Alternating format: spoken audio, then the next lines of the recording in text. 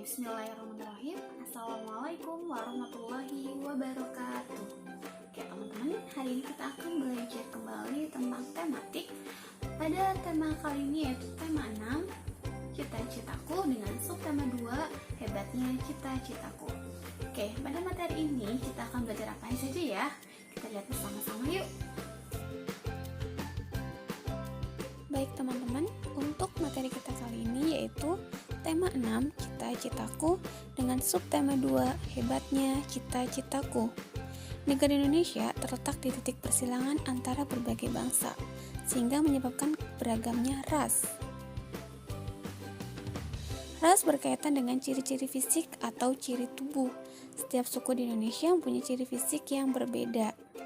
Contohnya, kelompok masyarakat Jawa dengan kelompok masyarakat yang tinggal di Papua memiliki ciri fisik yang berbeda. Jenis-jenis keragaman budaya yang ada di Indonesia contohnya yaitu suku bangsa. Ada suku Jawa, Sunda, Madura, dan Bugis. Selanjutnya keragaman bahasa daerah. Ada bahasa Jawa, bahasa Sunda, bahasa Bali, dan bahasa Banjar. Kemudian ada keragaman rumah adat. Ada rumah joglo dan rumah gadang. Kemudian ada keragaman tarian daerah, tari jaipong, dan tari piring. Selanjutnya ada keragaman pakaian adat. Ada kebaya dari Jawa Tengah dan baju bodo dari Sulawesi Selatan.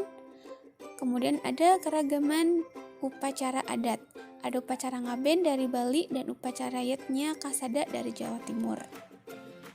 Selanjutnya ada keberagaman lagu daerah. Ada ampar-ampar pisang dan manuk dadali. Terakhir ada keragaman makanan daerah, ada gudeg dan ada ayam taliwang dari Nusa Tenggara Barat. Senjata tradisional ada kujang dari Jawa Barat dan rencong dari Nanggro Aceh Darussalam. Kemudian untuk materi bahasa Indonesia, kemarin kita sudah belajar tentang puisi. Puisi ada dua macam, yaitu puisi lama dan puisi baru. Dan untuk hari ini kita akan belajar cara membuat puisi. Yang pertama, menentukan topik utama dan judul. Kedua, menentukan kata kunci yang akan digunakan. Yang ketiga, menentukan ide pokok untuk setiap bait. Dan yang keempat, menuangkan ide pokok ke dalam bait-bait dengan perhatikan gaya bahasa, diksi, dan rima. Kemudian, mengembangkan puisi seindah mungkin. Hal yang harus diperhatikan dalam membuat puisi diantaranya yaitu 1. Bahasa yang digunakan harus ringkas, padat, dan indah. 2. Kata-kata yang dipilih memiliki bunyi yang indah dan merdu saat dibaca.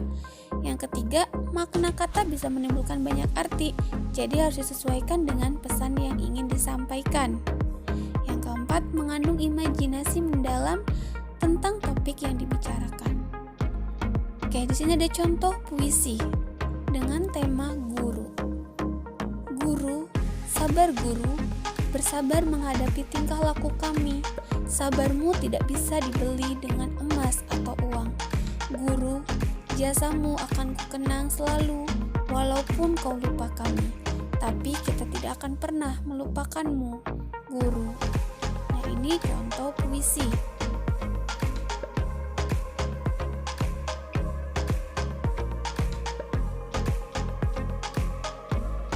Untuk selanjutnya kita akan pelajari tentang IPA.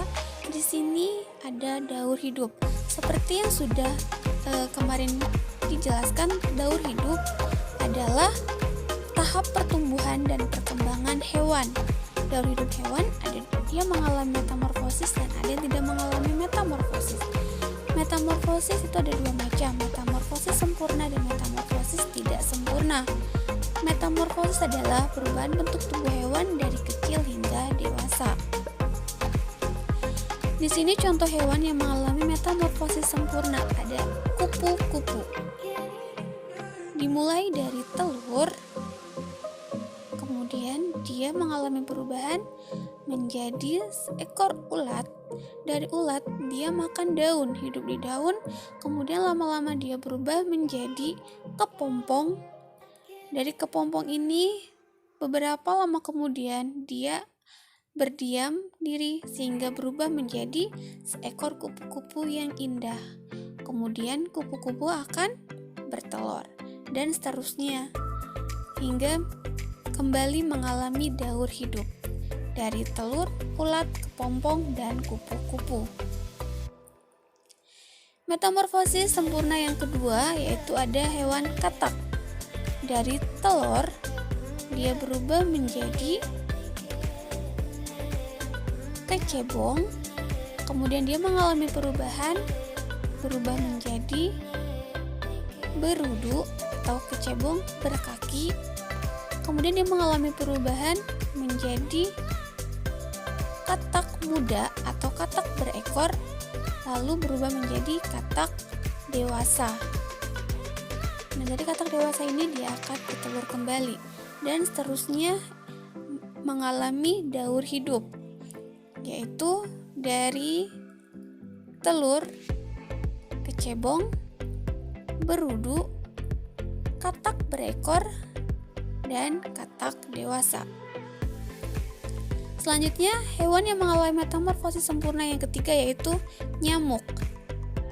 Dimulai dari telur, kemudian dia berubah menjadi larva, lalu dia berubah menjadi pupa, kemudian dia berubah menjadi nyamuk dewasa dan bertelur kembali. Itu daur hidup nyamuk yang dimulai dari telur, larva, pupa, dan nyamuk dewasa. Selanjutnya untuk metamorfosis sempurna yang keempat yaitu ada hewan lalat.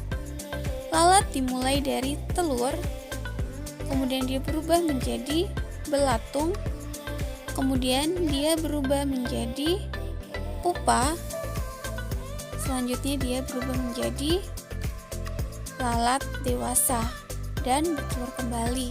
Itu daur hidup lalat dari telur, belatung, pupa, dan lalat dewasa. Selanjutnya di sini ada metamorfosis tidak sempurna, yaitu ada hewan kecoa yang dimulai dari telur, kemudian dia berubah menjadi nimfa satu, atau dia mengalami perubahan bentuk kulit, kemudian menjadi nimfa lagi yang kedua. Selanjutnya dia baru mengalami atau menjadi kecoa dewasa atau imago, kemudian dia bertelur kembali. Dan itulah daur hidup kecoa, dari telur menjadi nimfa 1, nimfa 2, dan kemudian kecoa dewasa atau imago.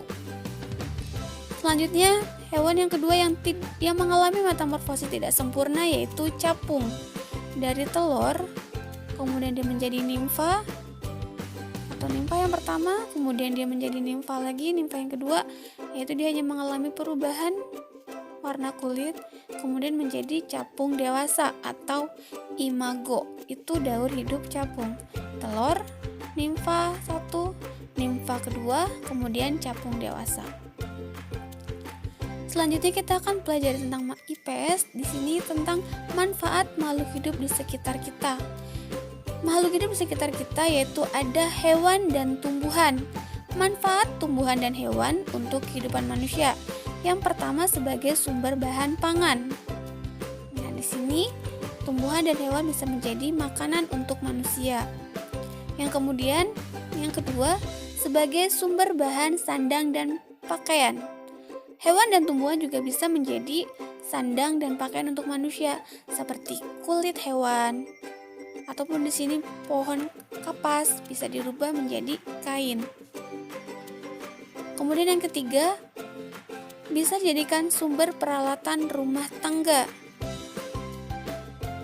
Dan yang keempat, sumber obat-obatan. Contohnya di sini ada bisa tumbuhan kunyit, jahe yang bisa menjadi obat-obatan untuk manusia. Nah, inilah manfaat tumbuhan dan hewan untuk kehidupan manusia. Oke teman-teman, alhamdulillahirrahmanirrahim, materi kita sudah selesai hari ini. Dan bagaimana perasaannya teman-teman?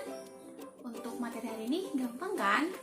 Nah, jangan lupa teman-teman pelajari di rumah, dan jika ada yang tidak bisa boleh ditanyakan ke ustazah atau ke ayah dan bunda.